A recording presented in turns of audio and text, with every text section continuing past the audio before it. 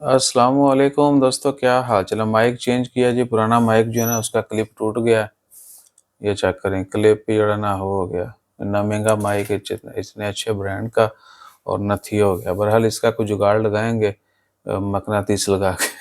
ठीक है। तो बात करेंगे जी ओमान से। अगर आपने या बाकी बहुत सारे मुल्कों से भी पाकिस्तानी हैं और आपने फ़िलिपीन का विज़िट वीज़ा अप्लाई करना है, तो क्या रिक्वायरमेंट्स हैं, पूरा तरीक़ाकार क्या है, आपको ये मैं दिखा देता हूँ।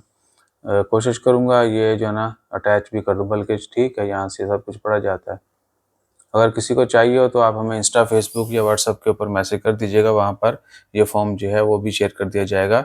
हैं? वीडियो कलर कैसा हो गया? अच्छा, तो सबसे पहले चाहिए आपको भाईजान वीज़ा एप्लीकेशन फ़ॉर्म, ठीक है जी, वो आपने फ़िल करना है। पासपोर्ट जो है उसकी कॉपी और बताके की कॉपी। उसके बाद पासपोर्ट और वीज़ा आपका 6 महीने से ज़्यादा बाकी होना चाहिए। और उसके बाद आ जाए जी, पर्सनली आप जिस बंदे ने वीज़ा लेना है वो खुद जाके जो है डॉक्यूमेंट जमा करवाएगा एम्बेसी में।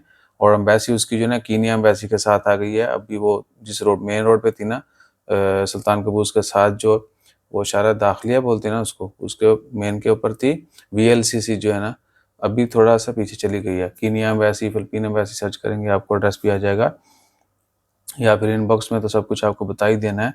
और 2 फ़ोटो जो है ना, passport size photograph, white background, और 6 महीने से ज़्यादा पुराने नहीं होने चाहिए।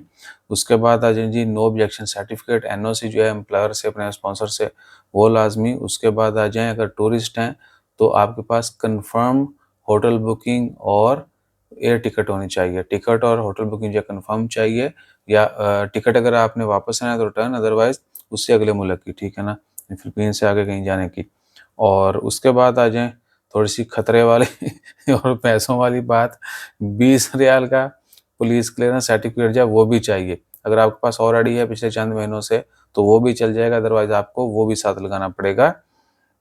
और उसके बाद है जी proof of financial capacity, bank statement जो है वो आपके पास होनी चाहिए। और उसमें क्लोजिंग बैलेंस जो है वो कहते हैं जी कि आपके स्टे के हिसाब से है, ठीक है ना। और आप कम से कम स्टे लिख के, वीज़ा लेने के लिए कम स्टे लिख दें जी, 2 दिन रहना है, 3 दिन रहना है।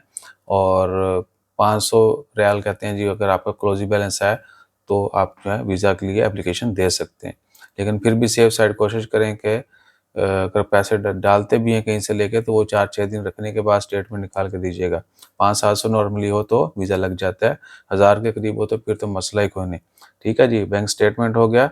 और वीज़ा की फ़ीस जो है वो आपको बता दें कि जो रिस्ट्रिक्शन वाली कंट्रीज़ हैं जिनके ऊपर उन्होंने थोड़ा-सा हाथ सख्त किया हुआ है फ़िलिपीन वालों ने, और सिंगल एंट्री, फर्स्ट टाइम सिर्फ सिंगल एंट्री मिलता है आपको, जो है ना मल्टीपल नहीं मिलेगा।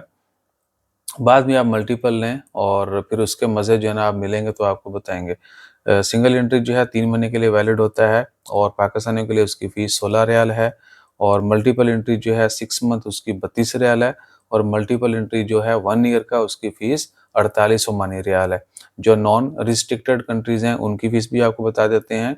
उनकी 12 है 3 महीने के विज़िट की सिंगल एंट्री, और मल्टीपल एंट्री 6 महीने की 24 है, जो कि पाकिस्तानियों के लिए 32 है।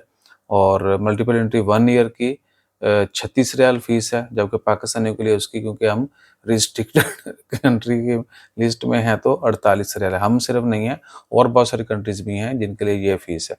रिस्ट्रिक्टेड और नॉन रिस्ट्रिक्टेड में इनके ऊपर यानी थोड़ी-सी सख्ती है, जिनके ऊपर नहीं है उनकी फ़ीस में थोड़ा-सा डिफ़रेंस है, ठीक है जी। और इसके अलावा 10 वर्किंग डेज़ में जो है आपको वीज़ा इश्यू होता है। आप 10 वर्किंग डेज़ मतलब 1 वीक में आजकल 5 दिन है इधर ओमान में, तो आपको 2 वीक में वीज़ा मिलेगा। और आपने स्टार्ट में अपना पासपोर्ट ओरिजिनल जमा नहीं करवाना, एप्लीकेशन दे देनी है। जैसे वीज़ा आपका अप्रूव होगा, आपको ऑफ़िस वाले, एम्बेसी वाले कॉल करेंगे, फिर आपने पासपोर्ट देना है, आपका वीज़ा जो है वो स्टिकर लग जाएगा, you can have an other sticker.